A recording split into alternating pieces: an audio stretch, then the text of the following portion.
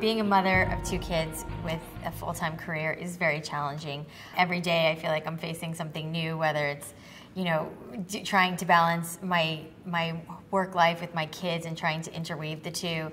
It's emotionally very draining on both sides, and I sometimes feel guilty if I'm at work, or sometimes I feel guilty when I'm at home, trying to spread myself thin, and of course trying to take care of myself and trying to keep my marriage good and happy. So there's a lot of challenges, but I also kind of thrive on it, and I like the craziness and the chaoticness of my life and trying to make it all work. And I'm hoping I'm setting a good example for my kids that you can be a working parent and still raise really great kids. I feel like my parents did it, and I think they did a good job.